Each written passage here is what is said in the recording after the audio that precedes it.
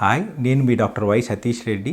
ఈరోజు చాలా ముఖ్యమైన టాపిక్, వయసురీత్యా పెద్దవాళ్ళల్లో అండ్ షుగర్ శాతం ఎక్కువ ఉన్న వాళ్ళల్లో డయాబెటిక్ ఫుట్ అంటాం. అంటే పాదాలలో వచ్చే అల్సర్స్, ఇన్ఫెక్షన్స్, సెల్యులైటిస్ అండ్ బొటన్ వేలుకు కానీ పాదానికి కానీ గ్యాంగ్రీన్ ఆర్ ఇన్ఫెక్షన్ ఫామ్ అయ్యే లక్షణాలు ఎక్కువ ఉంటాయి. వాటికి మనం తీసుకోవాల్సిన జాగ్రత్తలు అండ్ వచ్చిన వాళ్ళకి కరెక్టివ్ కేర్ ఎలా అనేది తెలుసుకుందాం. ఇవి రావడానికి గల ముఖ్య కారణాలు: ఒకటి ఏజ్, రెండవది హై షుగర్స్, ఎక్కువ కాలం నుంచి హై డయాబెటీస్ స్టేటస్ ఉండడము, మూడవది ట్రామా, మనకు తెలియకుండా కాలుకి ఏమైనా ఇంజ్యూరీస్ అయి ఉండడము, నాలుగవది పెరిఫెరల్ వాస్కులర్ డిసీజ్ అంటాం, రక్తనాళాలు రక్తం పైనుంచి కిందకి తీసుకెళ్లే రక్తనాళం సరఫరాలు బ్లాక్ అవ్వడం వల్ల కూడాను, అలానే జాయింట్ మొబిలిటీ అంటే పాదం యొక్క కదలిక, కాలు యొక్క కదలిక తక్కువ ఉండడము, అండ్ స్ట్రక్చరల్ డిఫార్మిటీ, కొంతమందికి పుట్టుకతోనే స్ట్రక్చరల్ డిఫార్మిటీ ఉన్న వాళ్ళకు అతి ముఖ్యమైనది ఏంటి అంటే chronic smoking, long standing smoking చేయడం వల్ల బ్లడ్ వెజల్స్ బ్లాక్ అయ్యి రక్తం సరఫరా తక్కువ అవ్వడం వల్లనే ఈ ముఖ్యమైన ఇబ్బంది రావచ్చు. ఇది తొలి దశలో ఎలా తెలుసుకోవచ్చు అంటే పాదానికి బర్నింగ్ సెన్సేషన్, పెయిన్ ఉండడము, అలానే చిన్న చిన్న రెడ్ స్పాట్స్ రావడము, మన నెయిల్ అంటే గోరు మందంగా అవ్వడము అండ్ గోరు చుట్టూ ఇన్ఫెక్షన్స్ రావడము, రెండు ఫింగర్స్ మధ్యలో ఇన్ఫెక్షన్స్ రావడము, పాదానికి వాపు రావడము, చెయ్యి పెట్టి చూస్తే వాపు అండ్ వేడి తెలియడము, ఇలాంటి వాటితో ప్రజెంట్ అవ్వచ్చు.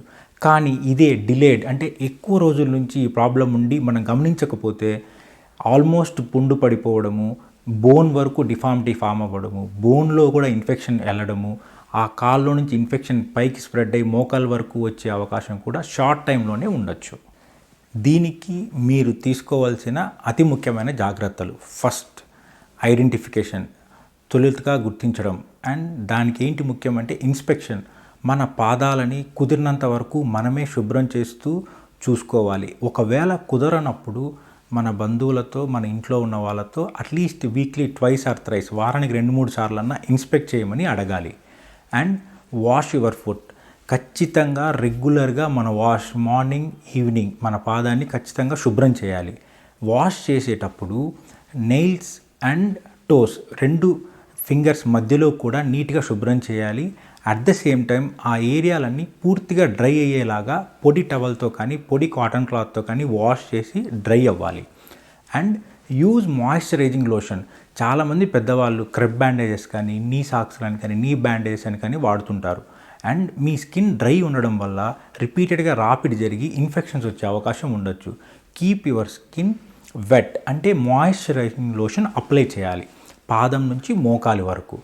ఈ మాయిశ్చరైజింగ్ లోషన్ ఎట్టి పరిస్థితుల్లో 2 ఫింగర్స్ మధ్యలో అప్లై చేయకూడదు. ఈ వెట్ అండ్ ఈ ఇన్ఫెక్షన్ ఉండి ఇంకా స్ప్రెడ్ అయ్యే అవకాశం ఉంటుంది. ముఖ్యంగా నెయిల్స్ కట్ చేసేటప్పుడు తీసుకోవాల్సిన జాగ్రత్తలు: నెయిల్స్ కట్ చేసే ముందు కూడా పాదాన్ని కాసేపు సోక్ చేసి పెట్టండి అండ్ వాష్ చేసిన తర్వాత నెయిల్ కట్ చేయాలి. And do not cut the corners of nails క్లోజ్గా కట్ చేయకూడదు. అండ్ ఆ నెయిల్స్ కూడా టూ షార్ట్గా కట్ చేయకూడదు.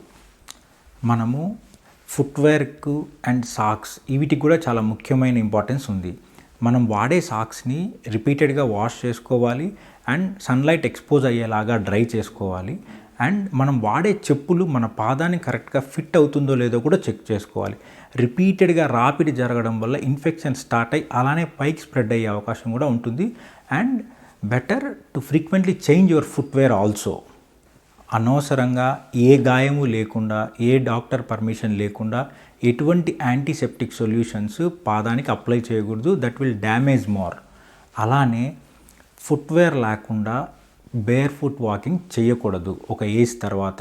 అండ్ ఇంట్లో కూడా హాట్ అండ్ కోల్డ్ క్లైమేట్స్ ఎక్స్ట్రీమ్స్లో ఉన్నప్పుడు సాక్స్ ధరించడం మంచిది.